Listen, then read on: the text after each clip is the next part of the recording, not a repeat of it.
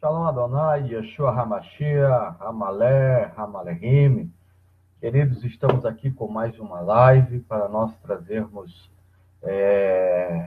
mais um ensinamento da Palavra de Deus em cima do tema, porque professor Gerson, saiu do sistema religioso. Por que eu abandonei, querido, o sistema CNPJ, denominação? Por que eu abandonei, querido, a obrigatoriedade de servir a Deus num templo, né, denominado, alguma denominação? Mas hoje eu sirvo a Deus. Nós se reunimos numa casa onde nós fizemos, querido, a eclésia. Não que eu seja contra você se reunir num templo, desde que esse templo não seja usado como um instrumento de arrecadação de montantes financeiros de maneira ilícita, transformando a palavra de Deus em instrumento para condicionar ou manipular as pessoas para transformar o templo numa casa da moeda, aonde produz a ostentação e o sustento de pessoas que não estão preocupados com a sua alma, mas sim com aquilo que você pode produzir financeiramente e não com aquilo que você pode produzir espiritualmente, como os 9 frutos do Espírito, e até mesmo uma boa administração dos dons espirituais dentro das regras que norteiam e ensinam sobre a administração desses dons. Hoje, querido, eu quero falar sobre uma das mentiras do sistema religioso, que é sobre o sermão profético de Jesus acerca da grande tribulação, onde nós encontramos esses relatos em Mateus capítulo 24, nós encontramos esses relatos em Marcos capítulo de número 13, e também encontramos esse relato em Lucas capítulo de número 21. Quando nós lemos, querido, São Mateus 24, 1, nos diz assim: ao sair do templo, os discípulos aproximaram de Jesus e fizeram-no apreciar a construção. Todos já sabem. E Jesus, porém, respondeu-lhes: vede todos esse edifício? Em verdade vos declaro que não ficará pedra sobre pedra, e tudo será destruído. Até aqui, querido, o sistema religioso, eles acreditam nas palavras de Jesus. Mas daqui para frente nós vamos ver que o sistema religioso pega versículos que são contemporâneos à geração de Jesus Cristo para querer jogar, lançar, futurizar para os nossos dias. E isso é uma grande mentira, um grande engano, uma grande adulteração, um grande assassinato contra a verdadeira exegese dos textos sagrados da Bíblia. E eu quero que você acompanhe, eu não quero que você julgue o pastor Gerson, o professor Gerson, mas eu quero que você julgue o que vai ser lido. Você julgue as palavras que saíram dos lábios de Jesus e não de já num preconceito que você tem acerca do assunto, mas sim por aquilo que você vai ouvir a partir de agora, tá? Em São Mateus, no capítulo 4, verso 3, nós já encontramos, querido, uma tendenciosidade interpretativa e manipulação do sistema religioso, e com muito pesar e com muita vergonha, apoiado pela SBB, Sociedade Bíblica do Brasil, que permite que a Almeida e muitas traduções lhe encubram a verdade acerca do sermão profético de Jesus, que diz assim: indo ele assentar-se no Monte das Oliveiras, chegaram-se os discípulos e, estando a sós com ele, perguntaram-lhe quando acontecerá isto e qual será o sinal da tua volta e do fim do mundo. Quando nós vemos essa expressão, qual será o sinal da tua volta e do fim do mundo, quando você lê na Almeida, você vê, querido, a tradução tendo uma tendenciosidade a levar você a pensar que Jesus está falando do fim do mundo, ou seja, levando o seu sermão para um futuro que seria para os nossos dias. Mas não é isso que a tradução, que é original grega, nos revela. Porque em grego se está escrito assim, katemenu, deautu epitu, horus tu elaion, proselton auto hoi matetai kat idiam legontes. Eiperremin potetautar estai caetito esmeion teses parosias kai suntelaias tu aionos. Preste atenção, aionos. Essa palavra aionos não é cosmos. Cosmos é mundo. Aionos significa uma geração, uma época e uma era. Então, quando os discípulos estão perguntando a Jesus quando será o sinal da tua volta e do fim desta geração, da geração de Jesus. E o que a interpretação, quando coloca fim do mundo, ela não é sincera, ela é mentirosa, ela é tendenciosa, ela quer nos enganar, levando que Jesus está profetizando um acontecimento que vai acontecer nos nossos dias. Mas sabemos que a destruição do templo foi para a geração de Jesus. Tanto é que no ano 70 foi destruído o templo. Jesus tinha mais ou menos os seus 30 e poucos anos, ou quase com 33 anos, quando ele profetiza esse sermão profético. E, querido, dentro do contexto, dentro do tempo de Jesus, uma geração, ela tinha no tempo de Jesus aproximadamente 40 anos. Você fazendo a conta, você já está vendo que Mateus e Jesus estão profetizando para a geração da sua época.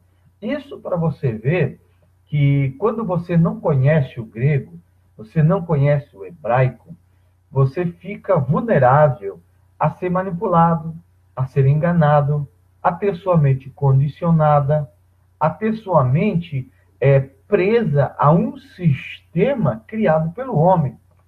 E não permite que você tenha a liberdade de ter sua interpretação correta do texto.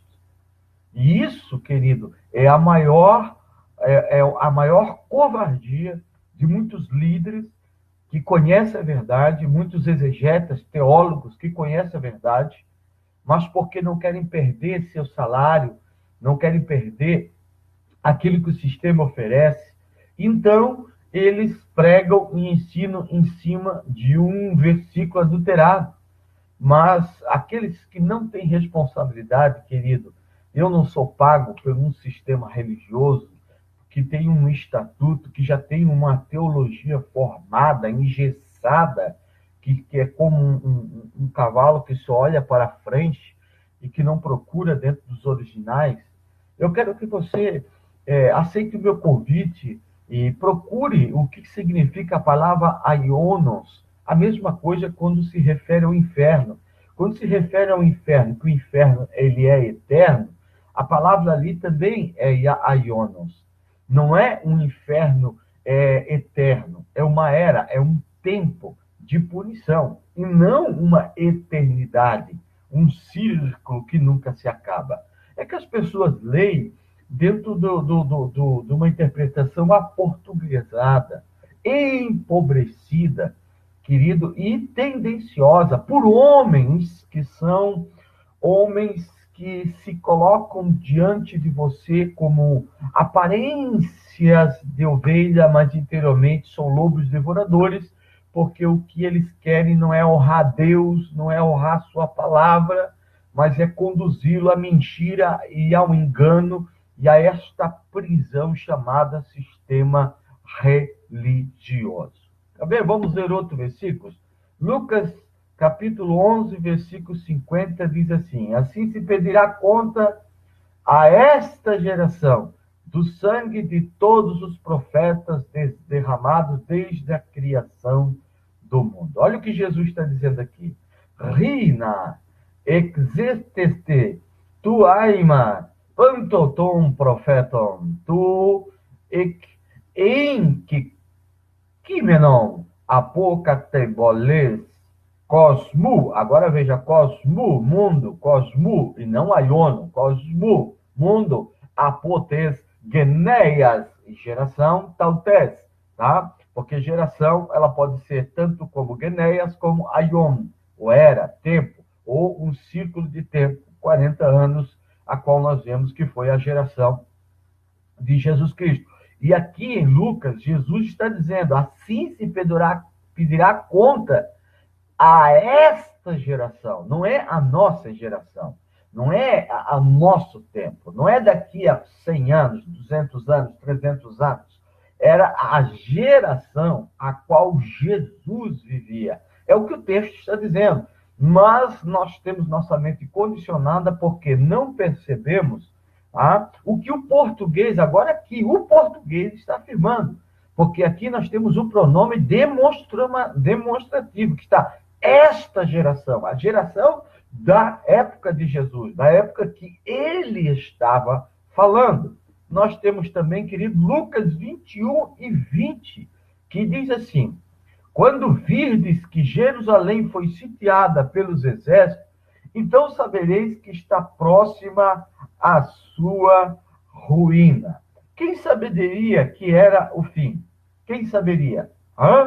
Nós vemos que Jesus disse, quando Jerusalém for sitiada por exército, então sabereis que está próxima a sua ruína. Não a nossa ruína, não a ruína da igreja, não a ruína do mundo, a ruína do povo de Israel, a ruína de Jerusalém, e não de todo o mundo inteiro, mas somente do povo de Israel, aquela geração má, aquela geração incrédula, que Lucas disse que seria cobrado o sangue dos profetas.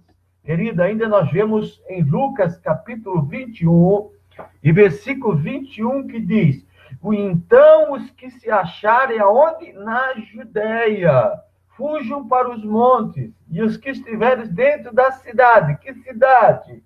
De Jerusalém, retire-se, e os que estiverem nos campos, não entre na cidade. Querido, aqui, mais uma vez, Jesus está dizendo que os que se acharem na Judéia, a Judéia, querido, é a China, é o Japão, é o Brasil, é o Chile, é a Argentina, é o mundo? Não, querido. Querido, aqui a Judéia não representa o mundo, representa a Judéia. Porque a profecia que Jesus está falando, tanto em Mateus, como em Lucas e Marcos, ele está se referindo à sua geração. Entenda isso, meu amado. Entenda isso, querido. Vamos ver. Lucas 21 e 22. Porque estes serão dias de castigo, para que se cumpra tudo o que está escrito. Foi o próprio Jesus que disse que pediria conta de quem? Assim se pedirá conta do mundo inteiro? Não, se pedirá conta a esta geração e do sangue de todos os profetas que foram derramados pelo povo de Israel. Isso não tem nada a ver com nós hoje. Isso não tem nada a ver com Israel hoje. Isso tem a ver com o Israel da época de Jesus. Se você não acredita no pronome demonstrativo da sua língua portuguesa, então abandone a sua leitura bíblica. Porque se você não acredita em sua própria língua, está dizendo esta geração. Pastor Gerson, é que aqui está dizendo a geração do último dia. Não, Jesus está dizendo esta geração. Se fosse a geração do fim, Jesus teria dito. A geração do fim do mundo. Jesus está falando da geração que culminou no seu juízo no ano 70, com o juízo e a destruição. Tá? Vamos para frente. Em São Lucas, capítulo 13, 34, diz assim: Jerusalém, Jerusalém, que mata os profetas e apedreja os enviados de Deus. Quantas vezes quis ajuntar os teus filhos, como a galinha abriga sua ninhada, debaixo das suas asas, mas não quiseste. Era para quem o castigo? Hã? Para quem era o castigo? É para os que matavam os profetas. E quem é que matava os profetas? A igreja? Quando que a igreja matou algum profeta? Hã? Não profeta com dom de profecia. Estou dizendo quando a igreja perseguiu algum profeta, matou algum profeta. Aqui está falando de Israel. Israel é que merecia o castigo. E foi castigada no ano 70. Vamos lá um pouquinho para frente. Lucas 21, 23 diz assim: Ai das mulheres que, naqueles dias, estiverem grávidas ou amamentando, pois haverá grande angústia na terra e grande ira contra o povo. Que povo? Grande ira contra o povo. Que povo? Não é contra povos, é contra povo. Que povo? Se fosse toda a terra, seria contra os povos. Mas aqui quer dizer contra o povo. Que povo? O povo de Israel. E não todas as nações.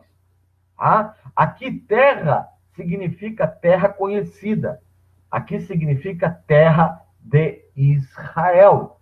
E as imediações conhecidas da época.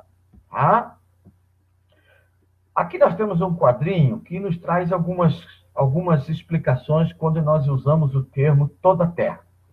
Porque dos profetas de Jerusalém saiu a contaminação sobre toda a terra. Nós sabemos que os profetas de Jerusalém não contaminaram toda a terra, mas sim toda a terra conhecida de Israel. E toda a terra se maravilhou, quer dizer, passado após a besta. Apocalipse 13 e 3. Isso é passado. Tá? E a chegada a hora sexta, houve trevas sobre toda a terra, até a hora nona. Então, quando Jesus ele inspira na cruz, houve trevas sobre toda a terra, todo o globo terrestre? Impossível.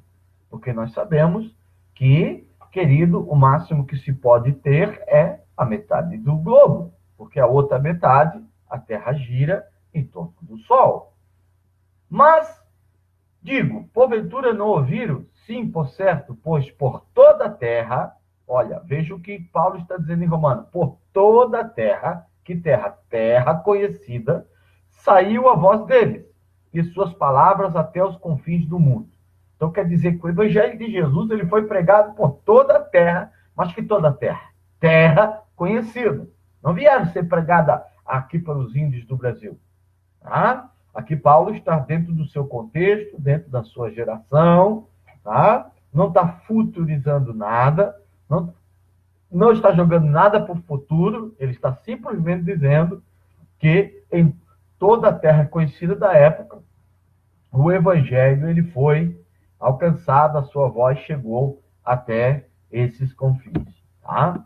Em Lucas 21, 24 diz, cairão ao fio da espada e serão levados cativos para todas as nações, e Jerusalém será pisada pelos pagãos, até se completarem o tempo das nações, ou o tempo dos gentios. Depois, se Jesus vai... Agora eu quero perguntar uma coisa a você. Depois, se Jesus vai destruir tudo na grande tribulação, como muitos acreditam, que vai vir um arrebatamento, grande tribulação, então Jesus vai destruir tudo nessa grande tribulações.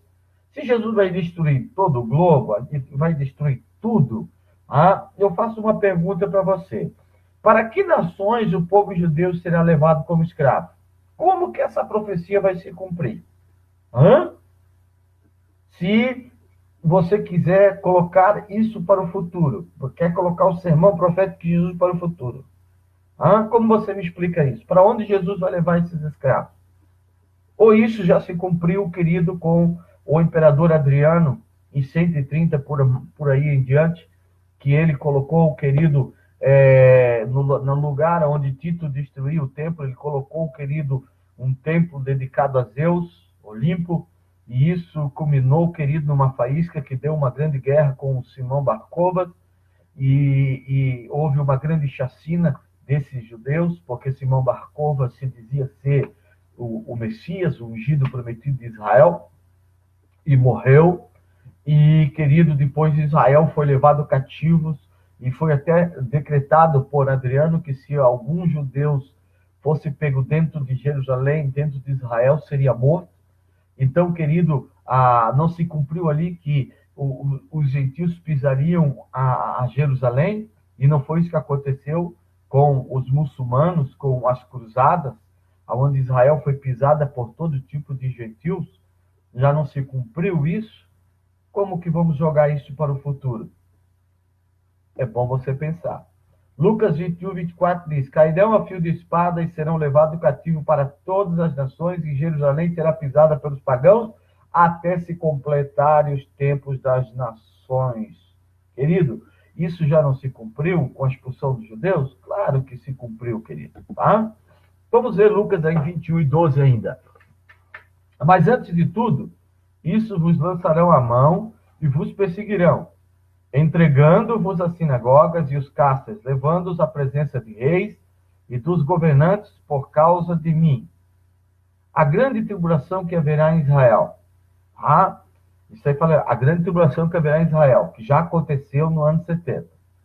Agora eu pergunto para você, se essa grande tribulação, ela é para os nossos dias, ela é futurística, porque é isso que o contexto está trazendo, eu te pergunto, na época de Jesus, quando até o ano 70, o cristianismo eles eram a minoria e tinha muita maioria de judeus.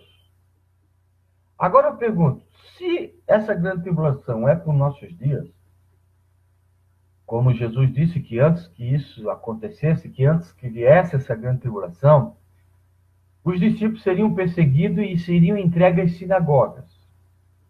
Sinagogas, querido, não é igreja católica, não é igreja nenhuma. Sinagogas são lugares de encontro de judeus. Agora eu pergunto para você, pode hoje os judeus perseguir os cristãos? Pode hoje os judeus pegar e nos levar até a presença de reis? Eles podem nos chamar à presença dele e dizer: por que você aceita Jesus? Você é contra a lei judaica? Você aceitou Jesus? Você não pode aceitar Jesus. Os judeus podem fazer isso conosco hoje? Pastor, não pode. Mas na época de Jesus eles podiam. Desde a profecia da geração de Jesus eles podiam. Tanto é que Paulo foi, Pedro foi, Estevão foi. Como os judeus hoje poderão nos levar à sinagoga para nos interrogar por causa de nossa fé e conduta religiosa? Não tem como. Para você ver que nós devemos raciocinar antes de comermos qualquer coisa que eles nos dão. A grande tribulação que é pregada, que hoje você vê na televisão, na Record, isso já aconteceu. Jesus já profetizou isso em Mateus 24, em Lucas 21 e em Marcos, que nós vamos ver. Eu não vou poder, querido, explicar tudo isso num vídeo só, mas nós vamos dentro desse tema. Por que eu saí do sistema religioso? Foi por causa dessa covardia, por causa dessa persistência, dessa teimosia em continuar ensinando uma mentira.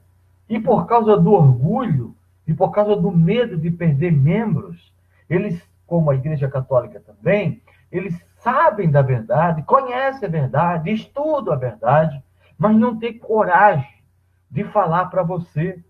Porque eles têm medo que você, quando descobrir que foi enganado todos esses anos, você vai reagir com o quê? Com a saída sua do sistema religioso, como eu fiz.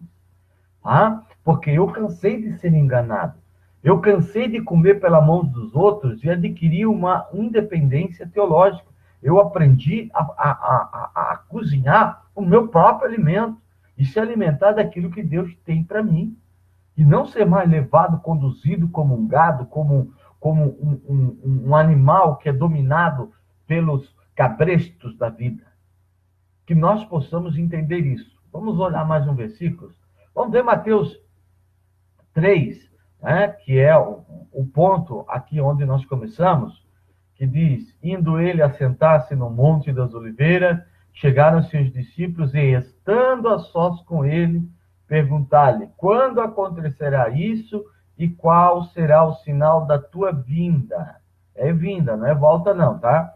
E do fim desta geração, não é do mundo, porque aqui não está cosmos, ou cosmon, cosmo, tá? Cosmo, mas sim aionos, que quer dizer época, era, geração.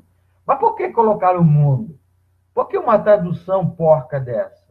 Por que uma tradução tendenciosa dessa? Por que uma tradução impura? Por que uma tradução que leva as pessoas ao engano, à mentira? Por causa de um sistema que já está sacramentado, que já está batizado, e que as pessoas que têm o poder de liderança têm medo de assumir. Agora, eu quero que você pegue um texto desse, 24 de Mateus e 3, pegue o interlinear grego-português, tá? Se você não tem, adquira, tá? E mostre para o seu líder que está escrito não cosmão, que não está escrito mundo. E que Jesus estava falando para a sua geração. Eu quero que você crie coragem de você olhar a verdade antes de criticar. Eu não quero que você olhe para mim. Eu não quero que você me critique.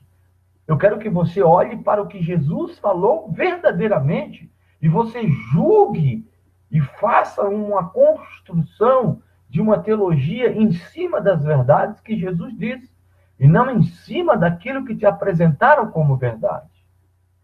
Aionos, geração.